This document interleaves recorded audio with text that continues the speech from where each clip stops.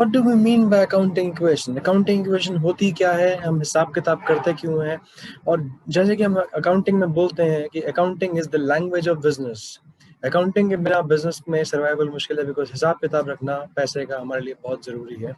So let's study कि accounting equation होती क्या है, हम उसको स्टडी कैसे कर सकते हैं। अकाउंटिंग इक्वेशन में हमारे पास दो पिलर्स होते हैं पॉपुलरली, एक होता है एसेट्स, दूसरा होता है liabilities and capital.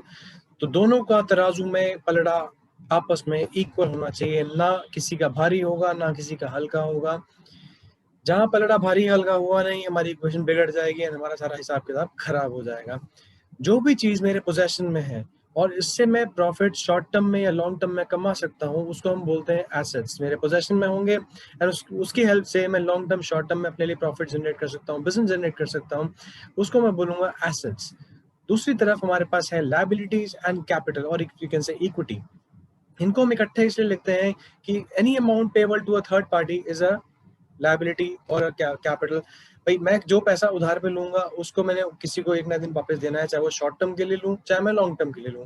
Capital investment मेरी है तो अपनी, मैं ओनर हूँ कंपनी का, बट एक ना एक दिन ये बिजनेसमैन हो सकता है बिजनेस छोड़ के जाना चाहे, बिजनेस वाइंड अप करना चाहे, तो उसके थ्रू मैं ये बोलता हूँ कि बिजनेस एंड बिजनेसमैन ये दोनों एक सेपरेट एंटिटी है।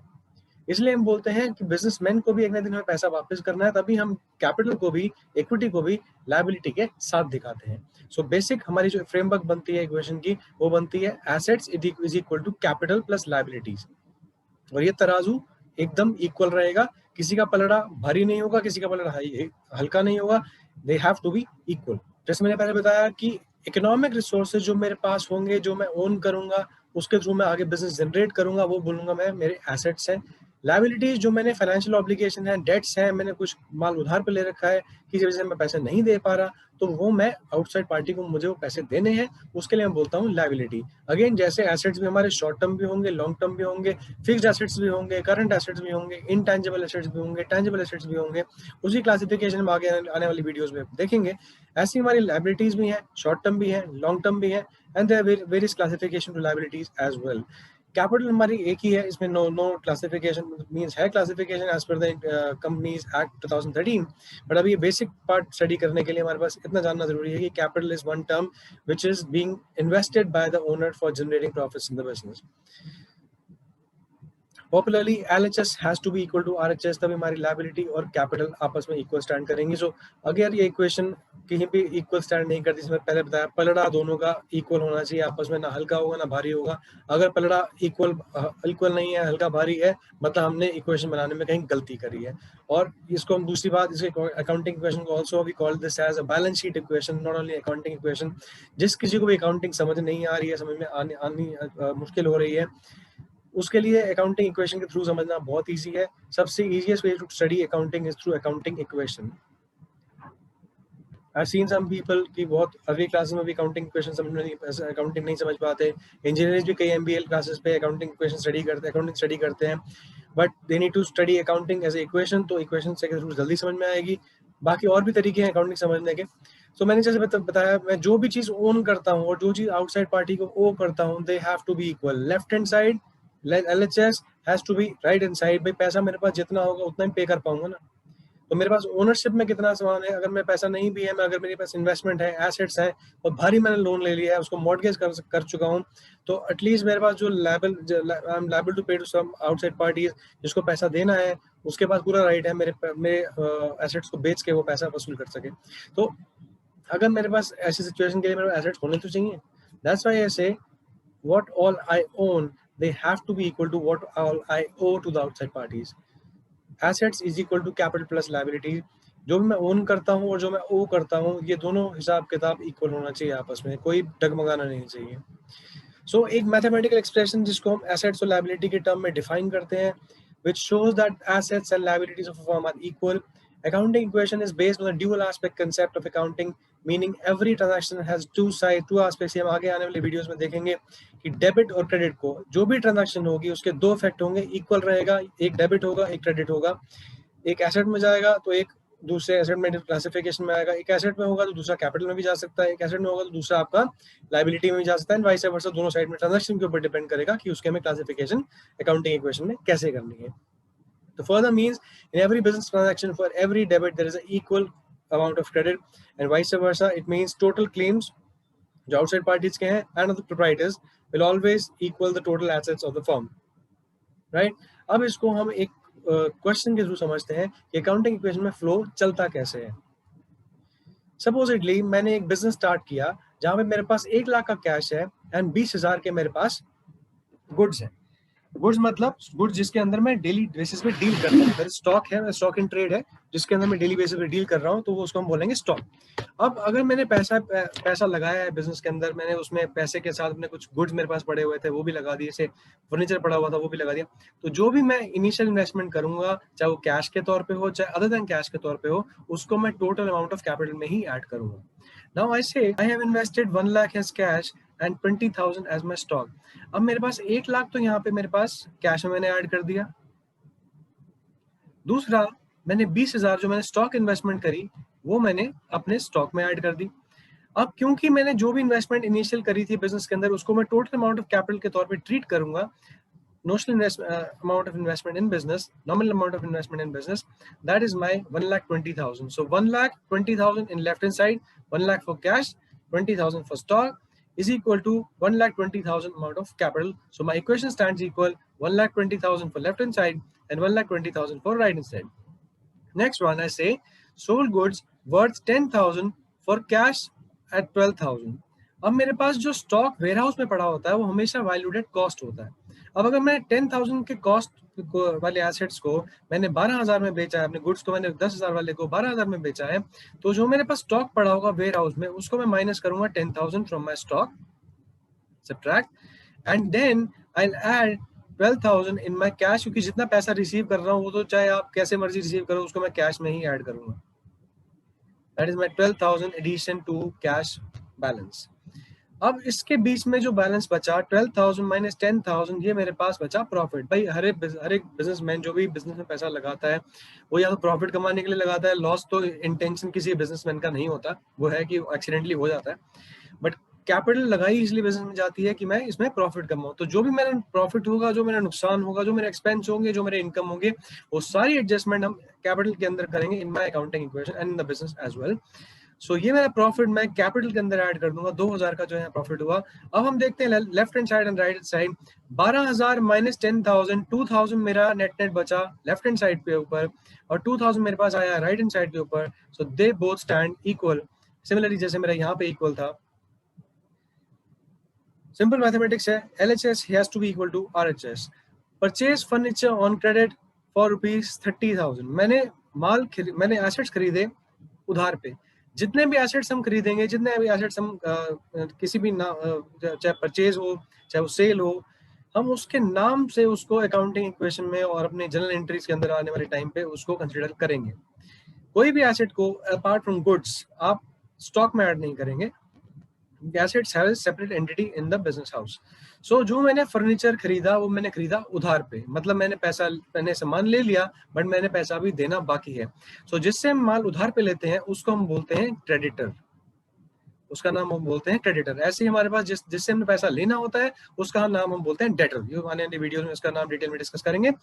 सो purchase furniture on credit for ₹30,000। तो फर्नीचर की हेडिंग मैंने और बना ली, इसके अंदर 30,000 मैंने ऐड कर दिया एंड 30,000 मैंने ऐड कर दिया अपने क्रेडिटर के अंदर। So again left hand side equals to my right hand side, equation stands equal. So 1,12,000 for cash, अपन टोटल कर लेते हैं इसका, 1,12,000 for cash total and then 20 minus 10,000 for stock and furniture के अंदर मेरे पास आया 30,000। सो 1,12,000 प्लस 10,000 1,22,000 एंड 30,000 1,42,000 मेरे पास, sorry 1,20,000 plus 30,000 1,52,000 and similarly in the right hand side 30,000 for creditors and 1,22,000 for my capital, 1,52,000 for my capital and liabilities. So my LHS is equal to RHS. My accounting equation qualifies to be equal. Next चलते हैं हमारे next slide पे। हमारे पास एक question इसका और है। Next question मुझे बोलता है कि I have started my business with cash 1 lakh and capital again 1 lakh. So मतलब मैंने जो पैसा लगाया बिजनेस के अंदर उसके अगेंस्ट मैंने कैश में इन्वेस्टमेंट करी 1 लाख एंड मैंने कैपिटल इन्वेस्टमेंट में ऐड कर दिया नॉमिनल अमाउंट के अंदर 1 lakh. So again left hand side equals to my right hand side. 1 lakh. Purchase furniture for cash, again मैंने एसेट बाय किया लेकिन उसके अगेंस्ट मैंने कैश पे कर दिया। अब इसका राइट हैंड साइड यानी कैपिटल और लाइबिलिटीज के साइड में कोई इफेक्ट नहीं होगा, बिकॉज मैंने एक एसेट खरीदा, उसके अगेंस्ट मैंने दूसरे एसेट को कम कर दिया, बिकॉज मैंने पैसा दिया और मैंने फर्नीचर ले लिया। तो एक एसेट इंक्रीज हुआ, दूसरा एसेट मेरा डिक्रीज हो गया। Equation remains the same, 5000 add 5000 less, so 5000 minus 5000 become 0। तो यहाँ पे राइट हैंड साइड में कोई इफेक्ट नहीं होगा, दैट इज वाई मेरा एक ही एसेट में इंक्रीज डिक्रीज हो गया। Then purchase goods for cash, goods हमारे लिए कुछ क्लासिफिकेशन के साथ आते हैं, purchase sales, purchase return, sales return, purchase sales, purchase return और सेल्स रिटर्न। माल खरीदा, पसंद नहीं आया, वापस कर दिया। माल बेचा, हमारे कस्टमर को पसंद नहीं आया, उसने वापस कर दिया। और जो ईयर एंड पे, मंथ एंड पे हमारे वेयर हाउस में पड़ा रहेगा उसको हम बोलते हैं स्टॉक। गुड्स को हम सिर्फ इन 5 नाम से ही लिखेंगे अकाउंटिंग के अंदर, नो अदर नेम, बिकॉज इसी का हम अकाउंटिंग ट्रीटमेंट में ज्यादा यूजेस करते हैं। परचेज गुड्स फॉर कैश, मैंने गुड्स परचेज किए कैश पे 20,000 के अंदर, 20,000 मैंने कैश में से माइनस कर दिया, स्टॉक के अंदर मैंने ऐड कर दिया। सिमिलरली जैसे मैंने पिछले केस में किया था फॉर फर्नीचर, एक एसेट में इंक्रीज हुआ, एक एसेट में डिक्रीज हुआ, सो 20 minus 20 become 0। Left hand side में ये सारा आपका क्वालिफाई हो गया था, accounting equation becomes equal. Right hand side पे आपको जाने की जरूरत नहीं है। टोटल करते हैं 95 माइनस 20 75 एंड 5 एंड 20 एंड वहां बचता है आपका 1 lakh. Every moment of time भी आप इक्वल कर सकते हैं एंड यू फाउंड आप सबको छोड़ के लास्ट में इक्वल कर सकते हैं। इनिशियल बेसिस पे भी रिकमेंड किया आप हर लाइन के बाद इक्वल करिए ताकि मिस्टेक होने के चांस कम रहे, बिकॉज अगर मिस्टेक यहाँ पकड़ी गई तो सारी इक्वेशन को पूरा चेक करना पड़ेगा, उसमें टाइम खामा का वेस्ट हो जाएगा। परचेज गुड्स ऑन क्रेडिट, मैंने माल खरीदा उधार पे, गुड्स खरीदे उधार पे। गुड्स अगेन मैं रिपीट करता हूँ, गुड्स वो चीज है जिसके अंदर हम रेगुलरली ट्रेड करते हैं। से फॉर एग्जांपल मेरा एक फर्नीचर का शोरूम है, फर्नीचर के शोरूम के लिए अगर मैं टिम्बर बाय करता हूँ तो वो मेरा गुड्स होगा, स्टॉक इन ट्रेड होगा।